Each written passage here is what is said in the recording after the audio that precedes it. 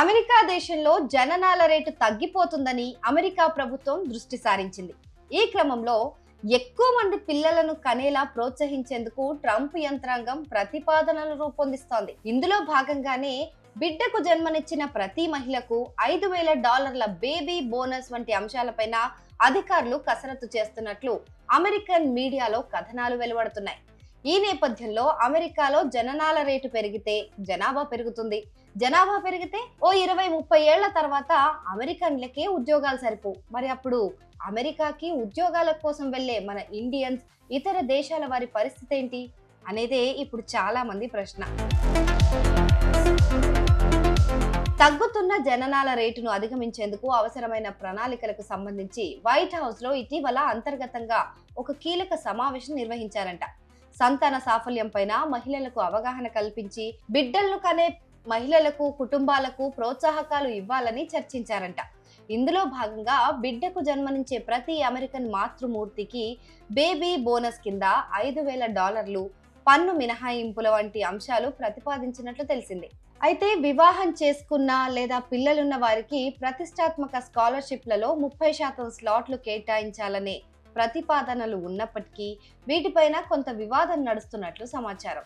ఉపాధ్యక్షుడు JD Vance, billionaire Elon Musk వంటి నేతలు పాల్గొన్న ఈ సమావేశంలో జనాభా పెరుగుదలపైన ప్రణాళికకు సంబంధించి ఎటువంటి నిర్ణయాలు తీసుకోనప్పటికీ దీనిపైన అనేక మంది ఆసక్తి కనబర్చినట్లు తెలుస్తోంది.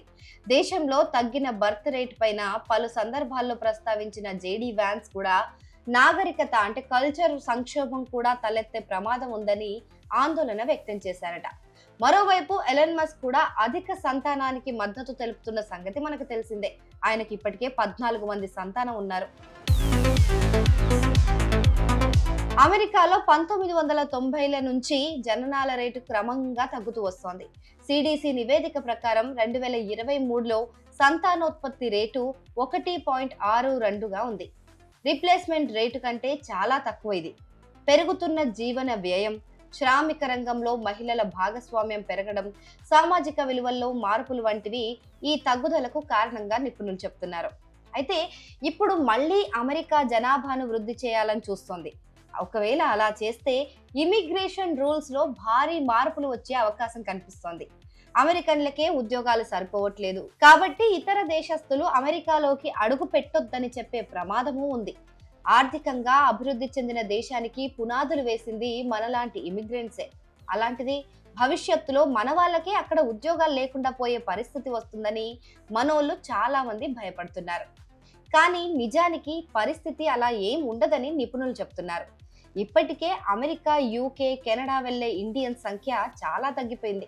దీనికి అక్కడ వీసా రూల్స్ తో పాటు ఇండియాలో మన జీవన శైలి పెరగటం, ఉద్యోగ అవకాశాలు మెరుగుపడడం కూడా ఒక కారణమే. పైగా మన స్వదేశంలో ఉంటే ఎమోషనల్ డిస్టెన్స్ కూడా తగ్గుతుందని చాలా మంది ఫీల్ అవుతున్నారు ఈ మధ్య కాలంలో. దీంతో ఫ్యూచర్ లో ఇండియానే బయట దేశస్తులకు ఉద్యోగాలు ఇచ్చే స్థాయికి అభివృద్ధి చెందుతుందనేది ఎక్స్పర్ట్స్ మాట. అండ్ ఫ్యూచర్ లో టాలెంట్ ఉంటే ఎక్కడైనా ప్రూవ్ చేసుకునే అవకాశం ఏర్పడుతుందట. అప్పుడు అమెరికా అయినా, లండన్ అయినా, పాకిస్తాన్ అయినా ఎక్కడున్నా మన నైపుణ్యానికే కంపెనీలు బ్రహ్మరథం పడతాయని కూడా చెప్తున్నారు.